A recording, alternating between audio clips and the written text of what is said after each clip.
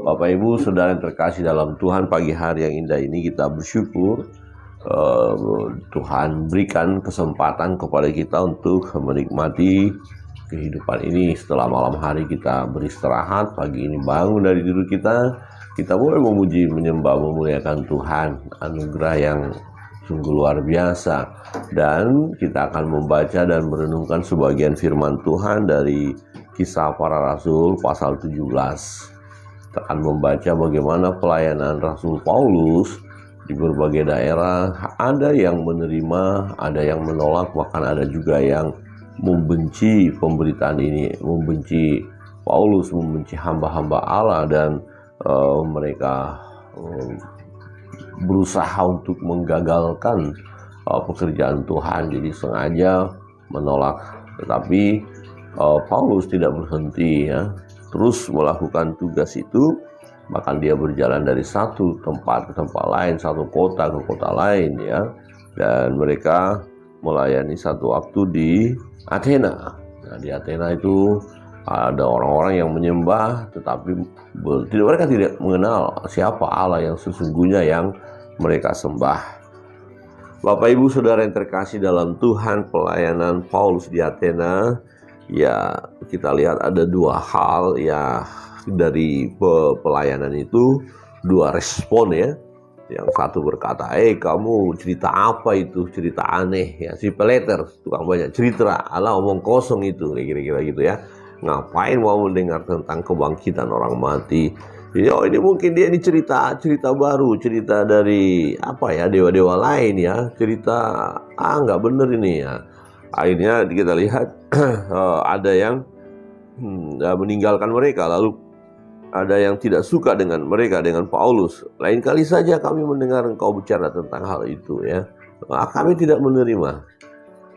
Nah, ini pertama memang banyak, ya, orang-orang yang belum siap menerima kebenaran, belum siap menerima sesuatu yang baru, ya. Yang mereka masih terikat dengan keyakinan mereka atau paham yang mereka anut sedemikian rupa, ya, atau kebiasaan atau keyakinan mereka tidak mudah mereka lepaskan, ya. Mereka menganggap hal-hal yang baru ini ya sesuatu yang aneh. Tetapi di sisi lain ada orang-orang yang menggabungkan diri, artinya percaya dong dengan apa yang disampaikan oleh Paulus. Jadi mereka menggabungkan diri dan menjadi percaya. Bahkan diantaranya adalah anggota majelis Areopagus, yaitu Dionysius, dan juga seorang perempuan bernama Damaris.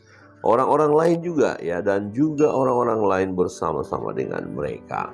Nah, berita apa yang disampaikan oleh Paulus kepada orang-orang di Athena? Nah, kalau kita melihat orang-orang di Athena adalah mereka belum mengenal Allah yang benar. Mereka melakukan ibadah, rajin juga mereka ibadah, tetapi mereka belum beribadah kepada Allah, ya. Nah, rupanya di kota itu, ya, ada banyak patung-patung yang untuk disembah, ya, ada patung-patung untuk disembah, dan itu memang, ya, tidak boleh, ya. Tapi ada patung-patung, dan bagaimana respon Paulus dengan melihat kota itu, ya, dia sedih, ya, di ayat 16. Sementara Paulus menantikan mereka di Athena, sangat sedih hatinya karena ia melihat bahwa kota itu penuh dengan patung-patung berhala. Sangat sedih hatinya, ya. Kenapa Rasul Paulus sedih hatinya melihat orang lain yang menyembah patung-patung berhala? Karena Rasul Paulus tahu bahwa penyembahan yang mereka lakukan tidak akan membawa kebahagiaan bagi mereka. Itu hanya akan menyiksa mereka, dan mereka tidak akan bisa masuk surga. Nah, sebab Paulus tahu yang terutama adalah harus datang kepada Yesus, menyembah Tuhan, menyembah Allah yang hidup. Nah, tetapi saudara-saudara di Athena belum menyembah Allah yang hidup, dan inilah yang membuat dia bersedih. Nah, tidak hanya bersedih, tetapi mulai bergerak, mulai melakukannya. Bahkan dia di rumah ibadat dikatakan bertukar pikiran, bahkan di pasar, di depan orang-orang lain. Setiap ada orang yang dijumpai, dia sampaikan hal yang baru ini, yes. Dan bertukar pikiran, artinya diskusi, ya, bukan berdebat, ya, tapi berdiskusi, ya. Dan juga beberapa ahli pikir dari golongan Epikuros dan Stoa bersoal jawab dengan dia. Dan ada yang berkata, apakah yang hendak dikatakan si Peleter ini? Ini satu hal yang kalimat kurang bagus ya, si Peleter. Banyak omong kau, kira-kira gitu ya. Ini apa ini yang si tukang cerita ini ya. Coba kita mau dengar ya. Ya, tetapi yang lain berkata, rupa-rupanya ia adalah pemberita ajaran dewa-dewa asing. Nah, sebab ia memberitakan Injil tentang Yesus dan tentang kebangkitannya. Dan ini mereka tidak terima tentang kebangkitan itu. Mereka tidak sampai pemahamannya ke sana, atau karena yang belum ada pengajaran bagi mereka. Dan Paulus menyampaikan tentang satu pribadi, yaitu Yesus Kristus, yang dia bangkit dan hidup, ya, dan di dalam dia ada keselamatan. Nah, menarik bagaimana keterbukaan sebenarnya orang-orang di Athena ya mau mencoba berdiskusi dengan Paulus. Maka mereka berkata, bolehkah kami tahu ajaran baru mana yang kau ajarkan ini?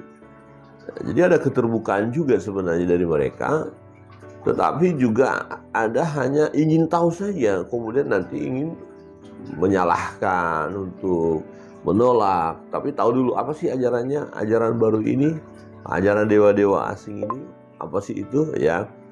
Nah, saudara yang terkasih dalam Tuhan, kalau kita melihat pendekatan daripada Rasul Paulus ini sangat indah sekali ya.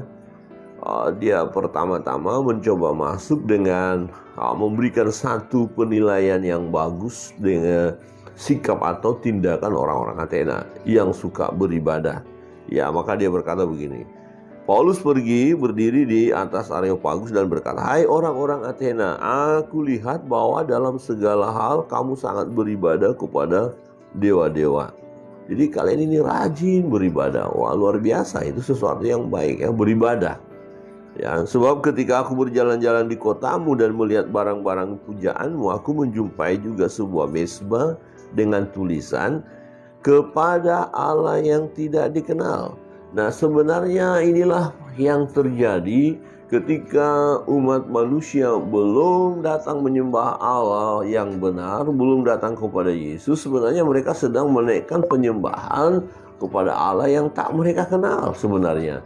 Ya, nah, siapakah sasaran atau objek daripada penyembahan kita? Siapa yang harus kita sembah? Ya, siapa pribadi Allah yang harus kita sembah? Nah, ini harus jelas. Dan inilah kemudian Paulus masuk memberitahukan. Ya, mereka tadinya orang Athena menyembah kepada Allah yang tak kenal. Kemudian Paulus berkata, apa yang kamu sembah tanpa mengenalnya, itulah yang kuberitakan kepada kamu. Siapa? Kalian menyembah, tapi kan kalian tidak tahu siapa pribadi Allah yang sesungguhnya yang kalian sembah itu. Nah, Rasul Paulus menyampaikannya di ayat 24, Allah yang telah menjadikan bumi dan segala isinya, Ia yang adalah Tuhan atas langit dan bumi, tidak diam dalam kuil-kuil buatan tangan manusia. Jadi mulai memperkenalkan pribadi Allah, ya Allah sang pencipta. Ya, dia tidak tinggal di dalam buatan-buatan manusia, tidak tinggal di dalam patung-patung itu, di dalam kuil-kuil itu, tidak. Jadi Allah itu Allah yang menjadikan ya, bumi dan segala isinya, Tuhan atas langit dan bumi. Jadi Paulus menyampaikan satu pribadi yang selama ini mereka yang tidak kenal. Mereka hanya menyembah, rajin beribadah, tapi tidak tahu kepada siapa mereka sesungguhnya beribadah. Ya. Di ayat 25, dan juga tidak dilayani oleh tangan manusia. Oh, kita buat Allah kita supaya bagus, kita bentuk begini, bentuk A, B, C. Bukan. Allah tidak seperti itu, tidak seperti patung-patung itu ya. Ya, Allah adalah satu pribadi yang akbar, yang besar, yang luar biasa, yang dahsyat, tidak tinggal di dalam buatan-buatan manusia. Dan dia juga tidak kekurangan apa-apa. Justru dikatakan apa? Dialah yang memberi hidup dan napas dan segala sesuatu kepada semua orang. Jadi yang membuat mereka hidup, orang Athena hidup, Paulus mau berkata, kalian hidup, kalian bernapas. Nah, napas itu, hidup itu dari Allah, itu dari Tuhan. Itulah yang harus kita sembah, bukan Allah yang gak dikenal itu. Nah, Yang harus disembah adalah Sang Pencipta langit dan bumi serta segala isinya. Yang harus disembah adalah Tuhan yang menciptakan manusia, yang memberi nafas kepada manusia, yang memberi hidup kepada manusia. Nah, siapakah dia? Yaitu Yesus Tuhan, Allah yang berkuasa. Ya. Nah, saudara yang terkasih dalam Tuhan, dikatakan di ayat 28, sebab di dalam Dia kita hidup, kita bergerak, kita ada, seperti yang telah juga dikatakan oleh pujangga-pujanggamu. Sebab kita ini dari keturunan Allah juga. Jadi pendekatan yang luar biasa dari Paulus, bahwa dia tahu bahwa pemahaman orang-orang Athena ya tentang satu yang katakan ya yang ilahi ya. Ada juga peluang untuk mereka berjumpa dengan Tuhan, di mana pujangga-pujangga mereka juga berkata bahwa kita ini adalah keturunan-keturunan Allah. Ya. Nah, Paulus menyampaikan kalau kita ada sebagaimana ada saat ini, kita hidup, kita bergerak, kita ada, ya semua karena Tuhan, ya karena Tuhan. Tuhanlah yang memberi, ya. Karena kita berasal dari keturunan Allah, kita tidak boleh berpikir bahwa keadaan ilahi sama seperti emas atau perak atau batu ciptaan kesenian dan keahlian manusia. Jadi kita tidak membuat benda-benda lain karya dari manusia itu untuk kemudian kita jadikan Allah. Bahkan kita mau jadikan medium pun tidak boleh. Karena Allah itu adalah akbar. Ya, Allah itu dahsyat, satu pribadi yang luar biasa. Dia maha hadir, dia maha tahu ya. Dia Tuhan yang luar biasa. Jadi nggak mungkin kita buat benda tertentu dan kita diamkan dia di situ, kemudian kita menyembah benda itu, nggak bisa. Ya, jadi tidak bisa kita berpikir bahwa keadaan ilahi sama seperti emas atau perak atau ciptaan kesenian atau keahlian manusia, tidak. Ya, jadi satu hal yang memang benar-benar kita keliru, salah benar ya, kalau kita membuat benda-benda tertentu untuk kita sembah. Ya, bahkan untuk medium pun jangan. Ya, karena Tuhan tidak tinggal di situ. Ya, Tuhan itu hidup, Allah itu berkuasa. Ya, benda apapun kita nggak perlu sembah, nggak perlu kita harus mengarahkan ya pandangan kita kepada benda itu, nggak bisa. Harus kita ada di depan benda itu, harus kita sujud di bawah benda itu, jangan. Itu nggak perlu. Karena Tuhan kita adalah maha hadir. Dimanapun kita berada, dalam situasi apapun, kondisi apapun, Dia bersama dengan kita. Kita bisa menyembah Dia. Ya, yang terpenting kita menyembah di dalam roh dan kebenaran. Nah, Paulus menyampaikan bahwa perjalanan umat manusia yang ingin mencari Allah, karena memang setelah manusia itu jatuh dalam dosa dan telah kehilangan kemuliaan Allah, masing-masing manusia itu berjalan mencari kebenarannya sendiri. Tetapi mereka sama seperti domba yang tersesat, yang tidak bisa kembali dengan sendirinya. Nah, maka dikatakan di ayat 30, dengan tidak memandang lagi zaman kebodohan. Zaman kebodohan yang dimaksud mana? Zaman kebodohan adalah zaman sebelum Yesus hadir, sebelum Yesus menyatakan diri sebagai manusia, sebelum Yesus datang untuk menyelamatkan manusia. Nah, dikatakan itu adalah zaman kebodohan. Zaman kebodohan atau zaman di mana orang-orang belum berjumpa dengan Tuhan, ya. Mereka berusaha mencari kebenaran, mereka berjuang, ya. Nah, maka sekarang Allah memberitakan kepada manusia bahwa di mana-mana semua mereka harus bertobat, ya. Ini berita baiknya, ya. Zaman sekarang, zaman Yesus, zaman datangnya Tuhan Yesus, ya, Allah yang datang ke dunia menjadi manusia. Allah menyatakan diri ini, ya, untuk menyelamatkan umat manusia, sehingga kita menyembah Allah yang benar, Allah yang hidup. Nah, semua manusia di mana-mana semua mereka harus bertobat, karena Ia telah menetapkan suatu hari pada waktu mana Ia dengan adil akan menghakimi dunia oleh seorang yang telah ditentukannya. Jadi ada seorang yang akan menghakimi, imamnya, Imam Mahdi, ya, akan datang menghakimi, mengadili dan menentukan ya. Nah, sesudah ia memberikan kepada semua orang suatu bukti tentang hal itu dengan membangkitkan dia dari antara orang mati. Jadi Yesus bangkit dari antara orang mati, dia hidup. Nah, hakimnya di mana? Hakimnya adalah Yesus.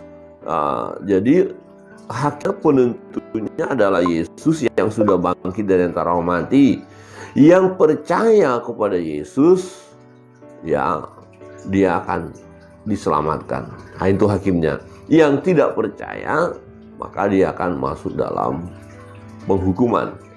Ya, seperti kita ini manusia berdiri di depan pengadilan, ya, di kursi pengadilan. Ya, hakimnya siapa? Ya, Yesus ada di depan yang menentukan. Tetapi untuk selamat tidaknya, satu dari sisi kita yang terdakwa ini, ya, yang terdakwa yang di depan hakim, kemudian ketika kita meresponi ya panggilan Tuhan itu, ketika kita percaya bahwa dia yang sudah bangkit dan hidup, kita percaya datang kepada dia, pada saat itulah hakim ya telah ditentukan bagi kita hasilnya apa, yaitu selamat. Ketika kita tidak percaya, ketika kita menolak, ketika kita tidak datang kepada Injil itu, kepada Yesus, kepada hakim itu, nah pada saat itu pun telah ditetapkan atau palu sudah diketok, tek apa masuk dalam pembantaian karena tidak percaya. Nah, ketika mereka mendengar tentang kebangkitan orang mati, maka ada yang mengejek dan yang lain berkata, lain kali saja kami mendengar engkau berbicara tentang hal itu. Nah, ini orang-orang yang hasilnya jelas ya. Mereka yang tidak percaya ini pasti dihukum. Jadi, kami tidak percaya kepada Yesus. Langsung palu diketok. Tek, Anda masuk dalam hukuman. Anda bersalah. Anda berdosa. Ya, dosa Anda tidak terselesaikan. Apapun yang engkau buat, apapun caramu mau mencoba nggak bisa, karena hakimnya adalah Injil itu. Ya, terima atau tidak. Hakimnya adalah Yesus, terima atau tidak. Nah, karena menolak, karena tidak mau menerima Yesus, maka ketetapan sudah berlaku bagi dia, yaitu masuk dalam hukuman. Tetapi sungguh percaya kepada Yesus, amin, yang mungkin belum pernah mendengar tentang Yesus, kemudian ada seseorang memberitakan tentang Yesus kepada dia, bukalah hati.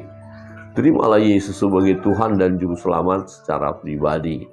Maka hakimnya jelas. Sudah ditetapkan hasil atau garis akhirnya apa? Keselamatan. Keselamatan. Saudara yang terkasih dalam Tuhan. Nah, inilah yang dikerjakan oleh Rasul Paulus. Dan yang harus kita kerjakan juga sebagai anak-anak Tuhan, yaitu kebenaran firman Allah bahwa di mana-mana harus terjadi pertobatan, di mana-mana. Inilah hati Tuhan, ya, supaya manusia tidak masuk dalam penghukuman itu. Jadi beritakanlah kebenaran, beritakanlah Injil kerajaan Allah itu, beritakanlah tentang Yesus, ya, yang sudah dibangkitkan dari antara orang mati, yang hidup, yang berkuasa, dan di dalam nama Yesus ada keselamatan, ada pengampunan dosa. Jadi orang-orang yang percaya kepada Yesus memperoleh hidup yang kekal. Tetapi yang menolak, yang tidak mau menerima kebenaran itu, maka mereka akan masuk dalam penghukuman yang abadi. Upah dosa adalah maut. Kita bersyukur sebagai anak-anak Tuhan yang telah terlebih dahulu percaya kepada Yesus. Kita sudah meresponi firman itu. Pertahankanlah iman itu. Tetaplah setia sampai garis akhir. Mengikut Tuhan. Ya, jangan pernah kita menyangkal dia. Jangan pernah kita meninggalkan dia. Jangan beralih ke lain keyakinan. Ya, hanya di dalam Yesus ada keselamatan. Dan bagi banyak saudara, sahabat yang belum datang kepada Yesus, ketika saudara mendengar tentang itu, tentang Yesus, bahwa di dalam dia ada keselamatan, bukalah hati. dan beranilah melangkah. Karena kita hidup di dalam Dia, bergerak di dalam Dia, kita ada karena Dia. Mengapa kita tidak menyerahkan hidup kita kepada Dia? Maka terimalah Yesus sebagai Tuhan dan Juru Selamat secara pribadi, maka saudara akan mengalami keselamatan itu. Ini janji Tuhan, ini iya dan amin. Bapak Ibu saudara yang terkasih dalam Tuhan, kiranya kebenaran firman Tuhan menolong kita untuk hidup sesuai dengan kebenaran firman itu. Kita bersyukur, kita sudah meresponinya, kita sudah bertobat, yaitu percaya Yesus, dan kita dapat memberitakan kabar sukacita ini kepada banyak orang, supaya di dalam nama Yesus mereka pun mengalami keselamatan ketika mereka berseru di dalam nama Yesus. Kiranya Tuhan